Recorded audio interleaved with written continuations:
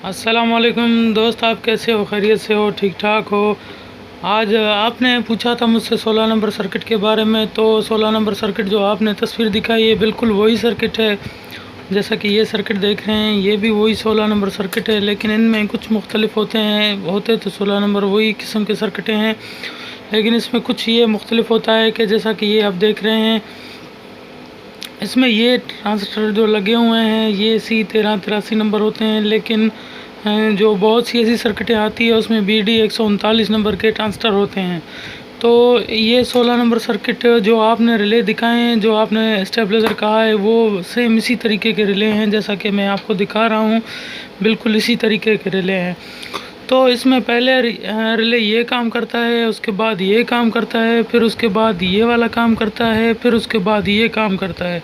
तो इसी तरीके से इसकी सेटिंग आपको रखनी है। सेटिंग आम स्टेबलाइज़र की तरह होती है, जैसे आम स्टेबलाइज़र की सेटिंग होती है उस तरीके से होती है।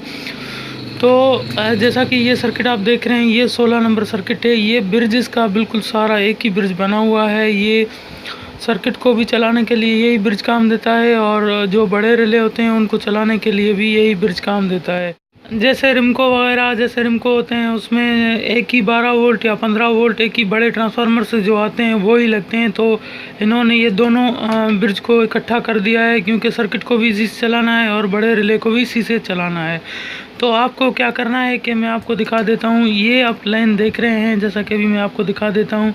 ये लाइन देख रहे हैं, ये लाइन यहाँ से काटनी है आपको, ये यहाँ से काटनी है। फिर मैं आपको दिखा देता हूँ, ये लाइन आपको यहाँ से काटनी है और ये लाइन आपको यहाँ से काटनी है। तो इसमें आपको एक 12 वोल्ट अलग से ट्रांसफार्मर लगाना पड़ेगा, जो मैं आपको अभी बताता हूँ किस तरीके से लगाते हैं। ये मैंने एक सर्किट को लगा कर पहले से रखा हुआ है, आपको समझाने के लिए मैंने पहले से रखा हुआ है। जैसा कि आप देख रहे हैं, ये लाइन मैंने काटी हुई है। ये आपको कहा था कि ये लाइन मैं काटूँगा। तो लाइन काटने के बाद 12 वोल्ट इसमें अलग लाजमी लगता है, क्योंकि इस सर्किट को 12 वोल्ट अलग से चलाने के लिए लाजमी है। इस सर्किट के लिए आप 12 वोल्ट कहाँ पर लगाएंगे?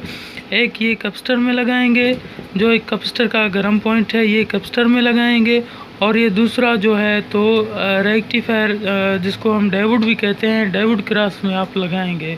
जैसा कि ये डायोड देख रहे हैं, ये नीचे वाले 2 डायोड देख रहे हैं, इसी में आपको यहाँ से लाइन काट कर, तो यहाँ से लाइन काट कर वहाँ पे आपको लगाने हैं। तो यहाँ पर और यहाँ पर आपको 12 वोल्ट ट्रांसफार्मर के देने हैं। जैसा कि मैं आपको दिखाता चलूँ, ये छोटा एक 12 वोल्ट ट्रांसफार्मर है और इसको इनपुट से वोल्टेज देना है। जैसे इनपुट मिसाल के तौर पर 100 आए, 150 आए, 200 आए, जो इनपुट वोल्टेज हैं, जो इनपुट का मीटर होता है, जो सामने इनपुट का मीटर होता है, वहाँ से इसको 220 या 150 या 160 देने हैं। तो बाकी रह गया आपका ये ब्रिज। जैसा कि ये देख रहे हैं, ये एक कैपेसिटर रह गया। मैं आपको दिखाता चलूँ, जैसा कि ये एक कैपेसिटर रह गया, क्योंकि ये कैपेसिटर तो सर्किट चलाने के लिए हमने काट दिया। तो इस कैपेसिटर का ये गर्म पॉइंट और ये कैपेसिटर का भी मैं आपको दिखाता चलूँ, ये जो है रेक्टिफायर जो है, तो ये ब्रिज इन छोटे रिले को चलाएंगे, छोटे रिले बड़े रिले को चलाएंगे। तो आपने जो 15 से 18 वोल्ट या 16 वोल्ट ट्रांसफार्मर से निकल रहे हैं, वो आपको एक यहाँ पर लगाना है, यहाँ पर लगाना है एक, और एक इस जगह पर लगाना है, इस जगह पर। तो ये आपका हो गया सर्किट को चलाने के लिए 12 वोल्ट का मकसद।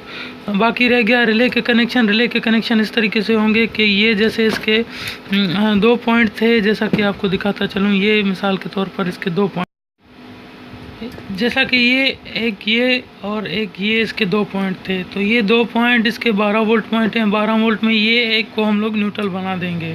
जैसा कि मैंने ये सारों के न्यूट्रल बना दिए हैं, ये नीचे वाले रिले के और ये ऊपर वाले रिले के न्यूट्रल बनाकर मैंने एक कैपेसिटर से गर्म या न्यूट्रल आपको देना है। कोई फ़र्क नहीं पड़ता, आप गर्म दे दें भी ठीक है, न्यूट्रल दे दें ठीक है।